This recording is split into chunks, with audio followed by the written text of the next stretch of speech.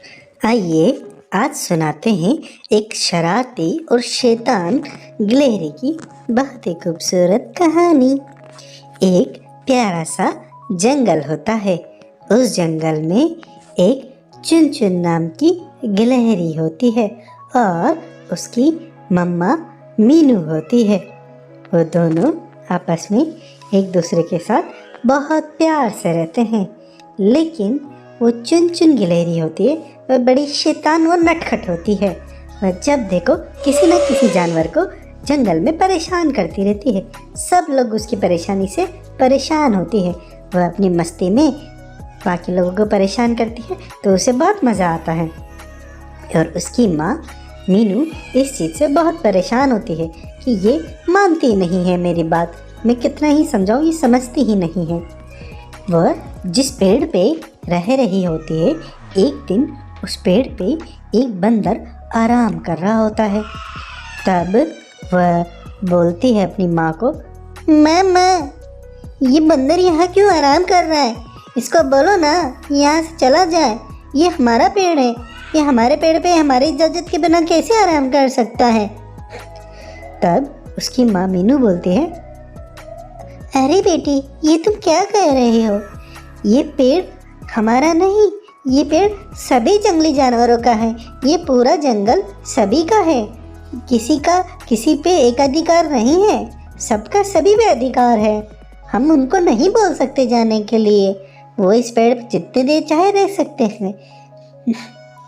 लेकिन चुन-चुन अपनी माँ की बात से खुश नहीं होती है और उसे बड़ी शरारत सूझती है। वह पहले तो जाके बंदर को जगाने की कोशिश करती है और भगाने की कोशिश करती है, लेकिन बंदर बेचारा बहुत गहरी नींद में सो रहा होता है, उसको कुछ असर नहीं होता। चुन-चुन उसके ऊपर चढ़ती है, इधर उधर भागती है, लेकिन उससे तो कुछ भी असर नहीं होता, वो तो बहुत आराम से सो रहा होता है। फिर चुन-चुन को एक शरारत सूझती है। वह चुन-चुन क्या करती है, उसकी पूंछ को पेड़ की डाली से बांध देती है और फिर वह वहाँ से दूसरी डाली पे जाके बैठ जाती है। तब जब बंदर की काफ़ी देर बाद आँख खुलती है तो वह आँख खुलते ही मस्ती में एक डाली से दूसरी डाली पे जंप करता है, लेकिन उसकी पूंछ बंधी होने की वजह से वह नीचे लटक जाता है। वह पेड़ पे नीचे लटक जाता है और वो डर जाता है और वो चिल्लाने लग जाता है, अरे बचाओ, अरे बचाओ, मैं तो फंस गया, अरे बचाओ मैं लटक गया, अरे राम मुझे कोई बचाओ, मैं तो बहुत बुरा फंस गया, अरे बचाओ बचाओ। तभी उसकी इतनी तेज चीख पुकार सुन के जंगल के सारे जानवर वहाँ आ जाते हैं। वहाँ पे जंगल का राजा शेर आ जाता है, हाथी आ जाता है और हिरण भी आ जाता है। वो सब देखते हैं और बोलते हैं, शेर भी बोलता है, अरे अरे बंदर ये क्या, तुम उल्टा क्यों लटके हुए हो, और उल्टा लटक गए तो क्यों ऐसे चिल्ला क्यों रहे हो? तो बंदर बोलता है, अरे नहीं नहीं मैं लटका नहीं हूँ, किसी ने मेरी पूंछ बांध दी, मैं इस वजह से यहाँ पे लटक गया, अरे मुझे बचाओ। फिर हाथी बोलता है, अरे इस तरह की हरकत कौन कर सकता है, तुम्हारी पूंछ को पेड़ की टाली पे बांध दिया, ये कौन हो सकता है ऐसे करने वाला? तभी हिरण वहाँ पे बोलता है कि मुझे मालूम है ये हरकत एक ही बंदे की हो सकती है, वो चुन-चुन की, वो बहुत शैतान है, वो हमेशा हर किसी को परेशान करती रहती है, चुन-चुन ने ही जरूर ये सब किया होगा। तभी सभी जानवर हामी में सिर हिलाते हैं और सब बोलते हैं, हाँ हाँ ये चुन-चुन का ही काम होगा, ये चुन-चुन का ही काम होगा। तभी चुन-चुन और मीनू जो दूसरी डाली पे बैठे हुए होते हैं, तब वो ये सारी चीज़ें देख रहे होते हैं। तभी चुन-चुन सबको बोलती है, हाँ हाँ ये मैंने ही किया है, ये बंदर हमारे पेड़ की डाली पे आके बैठा था, मैं नहीं चाहती हमारी पेड़ की डाली पे कोई भी आके बैठे, इसलिए मैंने उसकी पूंछ बांध दी। तब जंगल का राजा बोलता है, अरे चुन-चुन ये तुम क्या कह रहे हो, इस जंगल पर सभी जंगली जानवरों का अधिकार है, तुम ऐसा नहीं कर सकते, तुमको अगर तुमने ऐसा करने की ज़रूरत करी तो मुझे तुमको यहाँ से निकालना पड़ेगा, आज के बाद ऐसी हरकत करी तो तुम्हें इसकी सज़ा मिलेगी। इस सज़ा की बात सुन के चुन-चुन की मम्मी मीनू फटाक से बोल पड़ती है और बोलती है, अरे राजा जी माफ़ करिए, इससे गलती हो गई है, छोटी है ना, नादान है, मैं इसे समझा दूंगी, आगे से ये इस तरह की हरकतें नहीं करेगी, कृपया करके हमें जंगल से बाहर जाने के बारे में मत बोलिए। राजा बोलता है, देखिए मैं किसी का बुरा नहीं करना चाहता, लेकिन कोई एक ज़रूरत से ज़्यादा शैतानी करेगा जिससे दूसरे जानवरों को परेशानी होगी तो कुछ कठोर कदम ज़रूर उठाने पड़ेंगे। देखो मीनू, तुमको अपनी बच्ची को समझाना ही पड़ेगा, इसको कैसे भी करके समझाओ तुम। फिर उसके बाद सभी जानवर बंदर को वहाँ से आज़ाद करके वहाँ से ले जाते हैं। फिर कुछ दिन बीतने के बाद मीनू को दूसरे जंगल में कुछ काम आता है, तो वह जाने के बारे में सोचती है, लेकिन उसे अपनी बच्ची की फिक्र होती है। तब वह वहीं दूसरे पेड़ पे रहने वाली कोयल को देखती है और उससे बात करती है।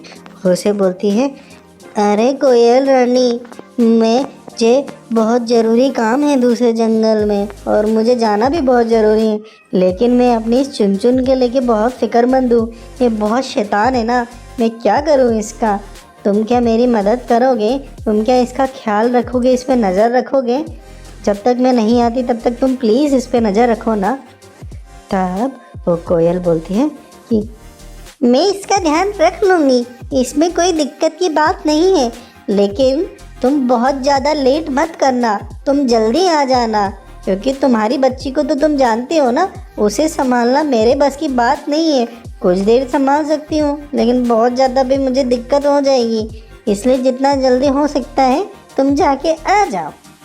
फिर वह मीनू गिलहरी वहाँ से चली जाती है, अपनी बच्ची को बोल के कि तुम पेड़ पे ही रहना, यहाँ से नीचे मत उतरना और यहीं पे ही पूरे दिन रहना, मैं जितना जल्दी हो सकता है उतना जल्दी वापस आ जाऊंगी।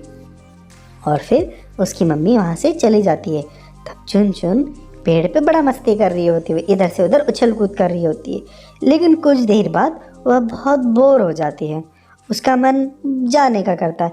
वह सोचती है, मम्मा इतना दूर गई है, मैं मम्मा को जाके मिलती हूँ और उनको सरप्राइज़ करती हूँ। तब वह ये सोच के पेड़ से नीचे उतर रही होती है, तब उसको कोयल देख लेती है। कोयल उसे रोकती है, वो बोलती है, अरे चुनचुन, तुम ये कहाँ जा रही हो? तुम्हारी मम्मी ने मना किया था ना, तुम रुक जाओ।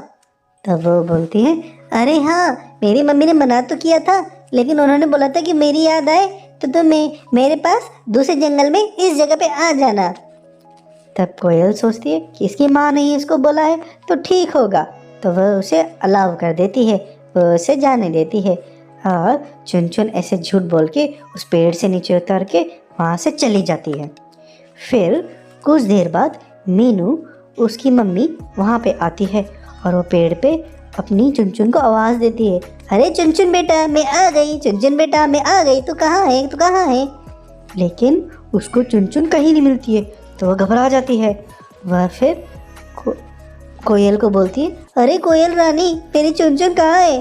तब कोयल रानी बोलती है, अरे तुम्हारी बच्ची ने बोला था कि तुमने उसे अपने पास बुलाने के लिए बोला था कि वहाँ पे, तो इसीलिए वो यहाँ से चली गई तुम्हारे पीछे, अभी कुछ देर पहले ही वो निकली है।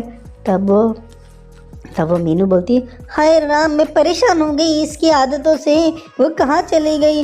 हाय राम, वो किसी मुसीबत में ना हो, मैं क्या करूँ? हाय राम। फिर वो उसके बाद रात होने वाली होती है, तो वो और परेशान हो जाती है। वो फिर बोलती है, अरे मुझे लगता है मुझे जंगल के सभी जानवरों को बुलाना पड़ेगा, मेरी चुनचुन खतरे में भी हो सकती है, अब तो रात भी होने वाली है। तब वो सभी जंगली जानवरों को बुला लेती है, शेर भी आ जाता है, हाथी भी आ जाती है और हिरन भी आ जाता है और बंदर भी आ जाता है। सब मिलके चुनचुन के बारे में सोच रहे होते हैं कि चुनचुन कहाँ गई। इतनी ही देर में उनकी नज़र चील पे पड़ती है, जो हवा में एक जगह पे उड़ रही होती है। तब वह हाथी बोलता है, अरे ये चील यहाँ पे क्यों उड़ रही है? इसका क्या कारण है? कुछ ना कुछ तो रीज़न होगा। तब हिरण बोलती है कि वो शायद अपने खाने के लिए होगी, उसको किसी का शिकार करना होगा, इसलिए वहाँ पे वो मंडरा रही है। ये सुनते ही मीनू के मन में तो डर बैठ जाता है। वो बोलती है, अरे कहीं वो मेरी चुनचुन के पीछे तो नहीं है, हो सकता है कहीं वो मेरी चुनचुन को अंदर खा जाए, हाय राम मैं क्या करूं। इस बात को देख के कोयल बोलती है, अरे तुम चिंता मत करो, मैं और तोता वहां जाके देख के आते और सारी कहानी का पता लगा के आते हैं। तब कोयल और तोता उड़ के वहां पे जाते हैं तो देखते हैं कि जहाँ पे वह चील मंडरा रही होती है वहां नीचे चुनचुन ही होती है और चुनचुन बहुत डरी हुई बैठी हुई होती है। तब वो दोनों वापस उन जानवरों के पास आके बोलते हैं, अरे हाँ वहाँ पे तो चुनचुन ही है और वह चुनचुन को ही अपना शिकार बनाने वाला है, हम सबको जल्दी करना होगा, आप सब लोग भी आओ, हम जाके चुनचुन के पास वापस जाते उसे बचाते हैं। वो वापस उड़ के वहाँ पे जा रही होती है। इतनी ही देर में चील उसको चुनचुन को अपने पंजों में लेके उड़ने लग जाती है। वो उसको लेके जा रही होती है।